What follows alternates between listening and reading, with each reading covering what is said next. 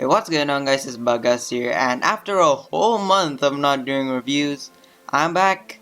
And to celebrate my return to this review series, we're gonna cover a documentary that is very near and dear to my heart, as I'm pretty sure it was the first documentary I ever watched. Today, we're gonna be reviewing Prehistoric Park. Also, it pretty much goes without saying at this point, but spoiler alert. So yeah, watch the documentary. Prehistoric Park is a six-part documentary series whose concept is basically a reverse Jurassic Park, as the host, Nigel Marven, returning once again, travels back in time to save the prehistoric creatures from extinction and create a nature sanctuary for them. Also in the episodes, while Nigel is exploring in prehistoric times, there's also a bunch of stuff happening in the park that helps break up the monotony and prevent the story from becoming boring and slow. Now, before I even get to the episodes, can I just say how good this opening is? Like, it's really good, and I'll say it now, the music in general is just fantastic and really suits the moods of the scenes that it's used in. Anyway, in the first episode, Nigel travels back in time to 65 million years ago to rescue a T-Rex. And as much as a cliche as it is, at this point I'm pretty sure there isn't a single dinosaur documentary that doesn't show, mention, or reference T-Rex. When Nigel first tries and finds the tears, I like how there's a lack of music in the scene, as the only sounds are the narrators and just ambient noise, and it gives us a sort of eerie vibe to it. But also when Nigel finds a flock of ornithomimes and the music kicks in, it gives a nice contrast to the scene. Nigel then catches an ornithomimes and tries to place a sock over its head to calm it down, which is a technique used on horses today, and also the amateur used in the scene is really good. However, this is cut short as three T-Rexes encounter Nigel. Also, I really like that nod to Jurassic Park with the no sudden movement thing, which, by the way, is complete BS, as a T-Rex can see you whether you move or not, as demonstrated here. And this T-Rex model is also a lot better than the Walking with Dinosaurs version. I just have to get that out of the way because I really do not like that Walking with Dinosaurs version. The following morning sees a herd of Triceratops sinking in a watering hole where Nigel's camp is located, before he resumes on his search for a T-Rex, and he eventually does, encountering a pack of them in a boneyard. The next day, the pack of T-Rexes attack the Triceratops, which ends up with the female T-Rex being injured, and Nigel bringing back the Triceratops, naming him Theo. Once Theo is settled into the park, Nigel returns to the Cretaceous and finds the injured female following a Triceratops carcass floating in the river. And despite her best efforts, the female is unable to reach the carcass, as going in the river would topple her over, and you kind of feel sorry for it. After that, Nigel tries to set up a trap to lure the T-Rex into the time portal, but ends up luring an entire herd of ornithomimes through it, much to Parkkeeper Bob's absolute delight. Nigel, what are you doing? As the T-Rex kills one of the ornithomimes, but instead of eating it right there and then, she instead heads back up to the mountains, where we discover the reason for this is that she has two babies she needs to feed. And it's actually a quite tender moment and demonstrates the parenting behavior we know dinosaurs did. And I like how the babies aren't just a scaled down version of the adults. They actually have slight differences in the head shape. Unfortunately, it doesn't last long as a male appears and fights the female over the carcass, and the female ends up dying. To make it worse, the meteorite hits, and Nigel just manages to get the babies through the time portal in the nick of time before the blast front hits them. And he names the babies Terrence and Matilda. The episode ends with a lighthearted scene where Nigel and Bob joust with Theo using a tire-padded tractor. When watching it, I was really impressed with the fact that they made the female T-Rex feel like an actual character that you can actually get attached to, and when she dies it does carry a lot more weight, as she was basically the main dinosaur we were following. I also really like how the approaching meteorite gave a time limit for Nigel to bring back the T-Rexes, because with every failed attempt, the suspense and tension builds and reaches a maximum when the meteor actually does hit, and Nigel is just barely able to save the babies, which has a lot more power to it, as we feel a huge sense of relief when they actually pass through the portal, even though at this point we've only known them for a few short minutes. In the second episode, Nigel goes to travel back to 10,000 years ago and rescue a mammoth from the Ice Age. At first, he searches through the Ice Age forest and finds a cave that turns out to hold a very unhappy cave bear that chases Nigel. After a while of searching, he eventually finds two mammoths, but unfortunately one of them is dead, killed by human hunters, while the other one mourns the death of her sister. And in all honesty, it really is a heartbreaking scene, as the mammoth stumbles to the ground due to an injury on her shoulder. Nigel then gives her some antibiotics and guards her through the night to warn off predators from attacking. Then in the morning, the mammoth is able to get up to her feet, and Nigel walks her through the time portal, naming her Martha, and head vet Suzanne treats her injury. However, Martha isn't doing well as she refuses to eat, and I like how the show handles this part in particular. Since Martha's not eating, they assume there's a problem with the food, so Nigel travels back to 150,000 years ago to collect some prehistoric grass. But while there, he discovers that mammoths have the same deep social bonds as elephants. Also, while there, he brings back an elasmitherium, a rhino with a very, very long horn. Nigel then tries to feed Martha the grass he collected, but she still refuses, and Nigel realizes that Martha looks lonely, and so they decide to introduce her to an elephant herd. By the way, kudos to the writers for establishing this elephant herd in the beginning so it doesn't appear to just coincidentally come out of nowhere. And after testing the waters, they successfully integrate Martha into the elephant herd. I really do commend the show for adopting a much more serious tone for this episode, as it shows that they aren't afraid to go into these deeper themes and are fully capable of pulling it off extremely well.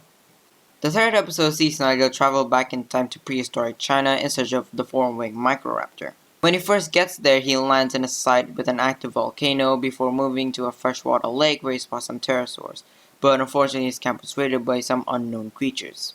I like how in his first search, there's an element of mystery surrounding the forest, as Nigel says he doesn't really know what lives in these forests. But there's also a constant rustling of bushes, indicating creatures scurrying around, that always keeps you on your toes. And is also paid off when one of the team gets attacked by a group of Mei Long, trying to get the meat within his bag. Eventually, Nigel spots some Microraptors in the treetops. As he follows them, he walks into a herd of Titanosaurs. And I particularly like how this episode depicts symbiotic relationships, with the Titanosaurs churning up the soil, revealing worms and other insects that the Microraptors feed upon.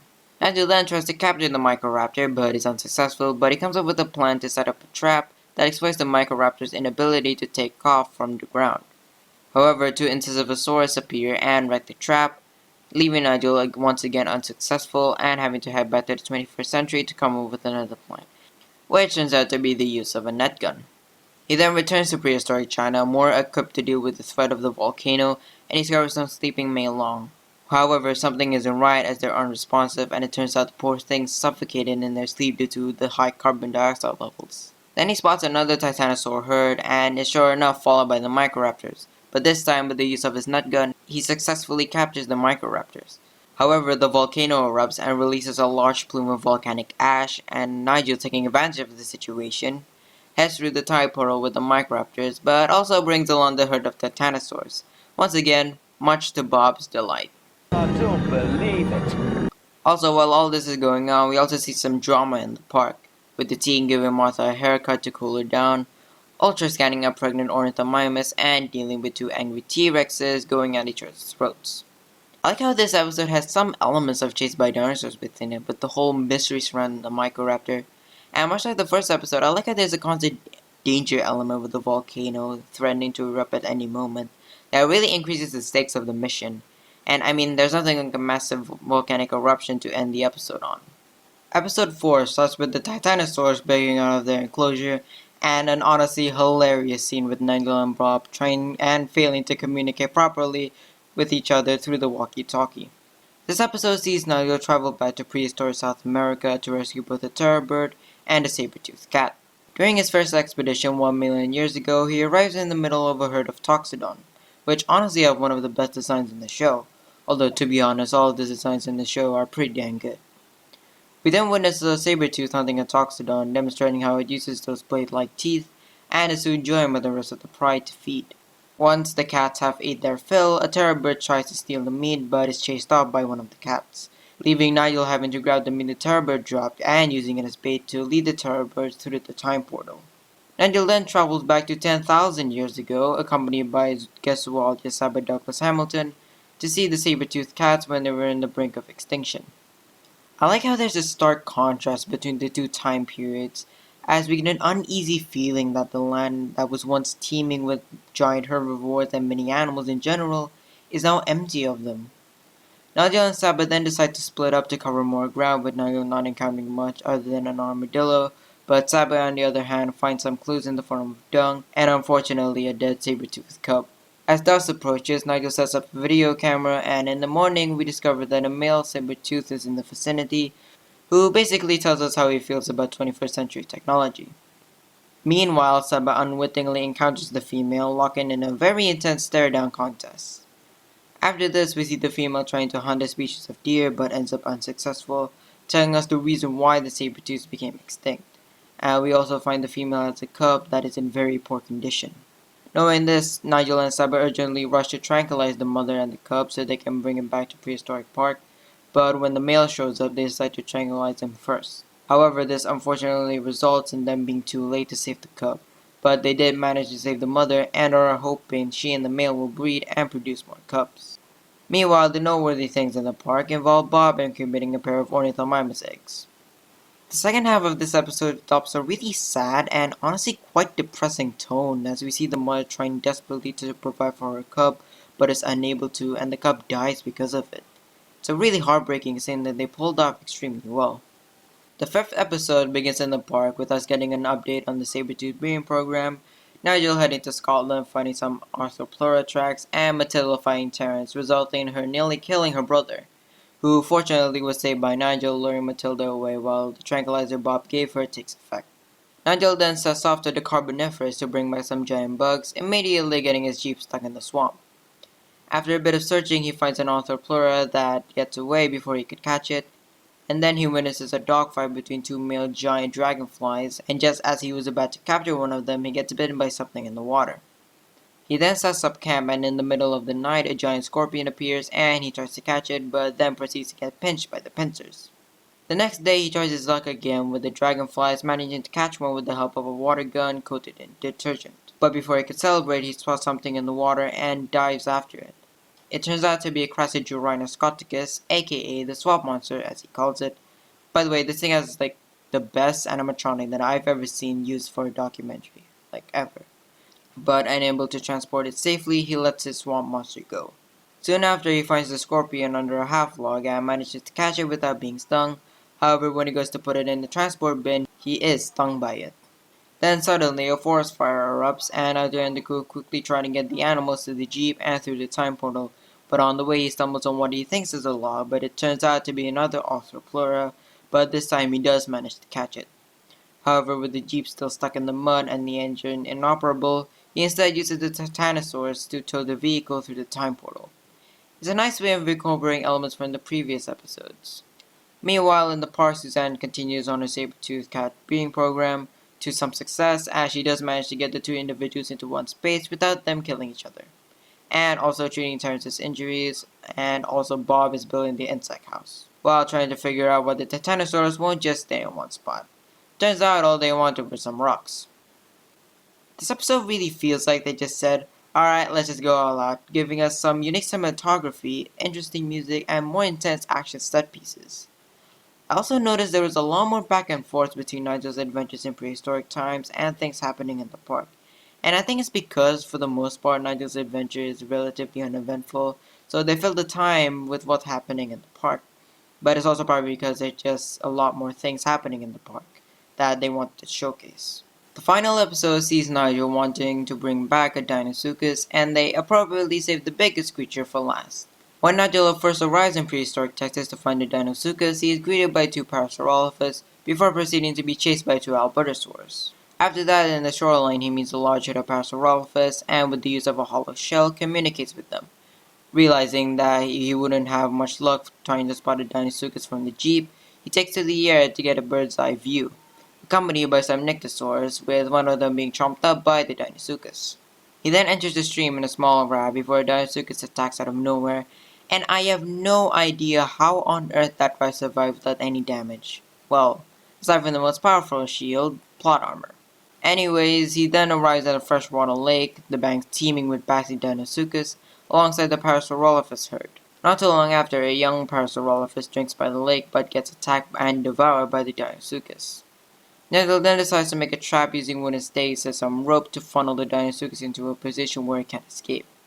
Not too sure how wooden stakes on sand are supposed to hold a 9-ton crocodile, but the idea was pretty creative. To make the trap more intense into the Deinosuchus, he uses some meat as bait, but that doesn't last long as Salvatrodon sealed the meat at night. The next morning, there's a commotion that turns out to be a standoff between the Deinosuchus and Albertosaurus over a dead Parasaurolophus. which ends up with the Dinosuchus winning as the Albertosaurus back off. Nigel then decides to use himself as bait due to the leftover meat being too little to attract the Dinosuchus, and this part is just really intense as he's just waiting for the Dinosuchus to strike. And when it does, Nigel does manage to lure it into the trap, which surprisingly enough worked as Nigel planned. And on the one hand, the idea of tiring the Deinosuchus by trapping it was pretty ingenious, but it's still pretty unbelievable that a bunch of wooden stakes with rope can prevent it from just busting through the trap. And considering the fact that right after this, the Jeep is able to easily pull the stakes. So apparently a Jeep can pull the stakes, but a massive 9-ton crocodile can. Anyway, all seems right with the park, but turns out there was a stowaway Troodon that causes Bob to swerve the Jeep and spook the Titanosaurs, who then proceeds to make a wreck throughout the entire park, releasing almost every creature from their enclosure. One of these escapees is Matilda, who proceeds to go after the elephant herd, and there's a very triumphant moment when Matilda manages to separate the baby from the rest of the herd until Martha shows up to fend her off, who throughout the episode has been feeling lonely again as she was rejected by the matriarch. However, taking matters into his own hands, Nigel lures Matilda to chase him and eventually trapping her in one of the holding pens, as everything returns to normal. Ending the series on this bombastic finale was a good decision as the show clearly wanted to end it with a bang, so they just said screw it and created havoc all around the park. And despite me thinking it could have been drawn out a bit longer to make it even more climactic, what we did get was still pretty good and definitely a perfect way to end the series. I mean, as we all know, every dinosaur park is destined to go wrong at some point or another. In conclusion, despite how Hollywood the concept is, they managed to pull it off extremely well with a more grounded and science-driven approach, which considering this as a documentary was definitely the right choice. Each episode is very well paced, never feeling like it's going too fast or too slow, and the episodes also do a good job of standing on their own. You can watch any episode without having seen the previous one and still get the whole context because the show does a fantastic job of providing the necessary information from the previous episodes in a quick but compact way.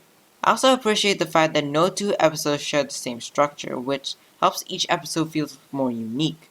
And it avoids the series from becoming formulaic, which could have easily happened, but they managed to avoid that by actually writing a good story and structuring the episodes very well.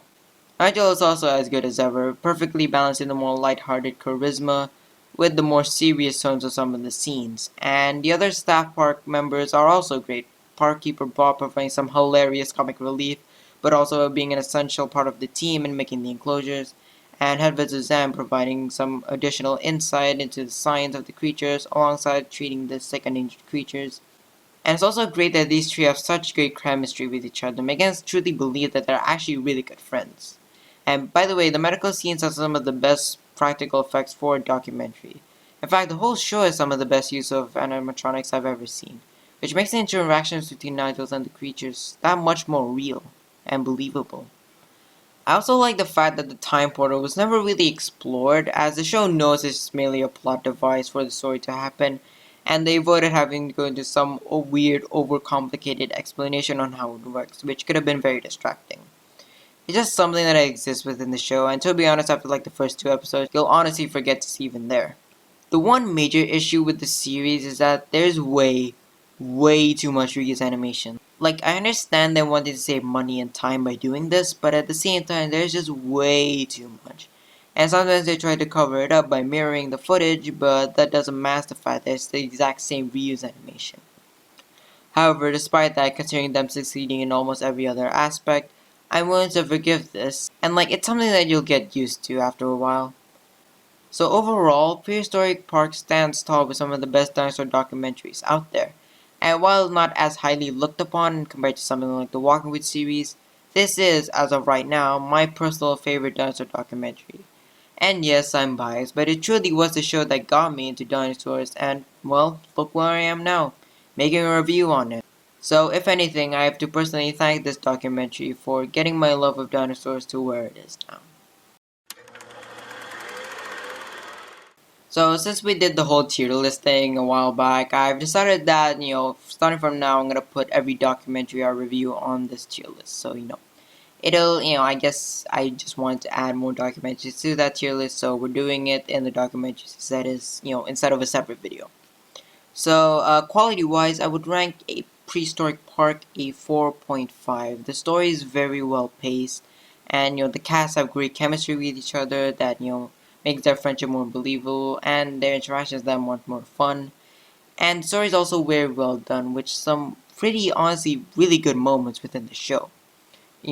Like episode 1, 2, and 4 being prime candidates, and examples of good storytelling. However, the one thing that's keeping him back is the fact there's just way too much reuse animation. As I said, literally there's like almost like this is a bit too harsh, but almost like every other shot is a reuse animation, and it's not that extreme, but there's still a lot of reuse animation. Entertainment wise, I would give it a 4.8 because, much like Chased by Sea Monsters and Chased by Dinosaurs, Nigel's charisma honestly carries it, so he is so fun to watch. And the situations that he gets himself in is honestly really entertaining and just really fun to watch, see him find the solution to it. And also, the interactions between the creatures are also, I don't know, more like cinematic, I guess. They did better with the camera angles, and honestly, the action scenes are just way better, in my opinion. And I mean, the show is just easy to watch and immerse yourself in. Like, you can just put on the episode and you'll get completely sucked into it. It's honestly very easy to rewatch. And speaking of rewatchability, it unfortunately for me only gets a 3.9 because these are 48-minute long episodes and there's 6 of them, which totals up to almost 5 hours long. That is extremely long for a documentary. That's almost double the length of the Walking With series. And since I gave Walking With Dinosaurs a I think a 4, I honestly can't give Prehistoric Park any higher. But it's still 3.9 because it's honestly like just really entertaining and easy to rewatch. Like as I've said before, you can just turn on an episode and get immersed to it, and you'll probably lost track of time too. But if you want to binge the whole show, that is still 5 hours long, and I'll see when are you gonna find the time for that? Like watching 5 hours straight. So, in my personal opinion, it gets a 5 because honestly, it is my favorite documentary. It's the one that I've enjoyed watching the most. It's the one I've rewatched the most. It's the one whose story I feel I eased into it a lot more, and I just really like the general plot of each episode. And honestly, actually, I didn't even mention the CGI. The CGI is honestly pretty dang good. Some of the blending with the environment is kind of a bit off, but other than that, I mean, it's just visually fun to look at. So honestly, in conclusion, to kind of simplify what I just said, I really like it. So that totals up to an 18.2, landing it solidly in the SG. It's not, at the tip top, but it's still pretty dang close. Because, honestly, like the fact that it's almost 5 hours long is really the one factor that really drops it down. Hope you guys enjoyed the video. If you did, be sure to leave a like, subscribe, and, am I looking at the camera right? Hold on, let me check OBS real quick. Yes, I'm looking at the camera right. Okay. And it's good to be back to reviewing documentaries. Honestly, I felt really, giddy. I don't know if that's the right word for it, but I felt really giddy to get back into this because honestly, after like a whole month of not doing it, it's I don't know. I felt a bit too long, and I felt kind of I don't know. I just wanted to review stuff, so it's good to be back, and we should be returning to the regular schedule of a documentary every 2 weeks. I have like several documentaries I want to review, but I don't know which ones I want to review. Like which order I want to review them. I think I know what I'm gonna review for the next 2 weeks, which I won't spoil. You have to wait. But yeah, that's kind of sort of my future plan for the series. And my throat is dry. And speaking of that, hold on, let me take a drink first. Is the longest script I've ever written. This is almost 4,000 words long, and in fact, I'm pretty sure it is because what I wrote in the script for the tier list segment and this actually outro segment is completely improv, so it is most definitely over 4,000 words, which is double my usual script length. So it's gonna be fun to edit it, and I honestly can't wait for it. In fact, I'm recording this on Monday when it should have been done yesterday. But so I'm in the process of editing, and I haven't actually gotten into the episodes, but I've edited the intro and the overview. But yeah, I think that's all I have to say. I don't want to draw this out even longer. But yeah, I'll see you in the next video. Bye.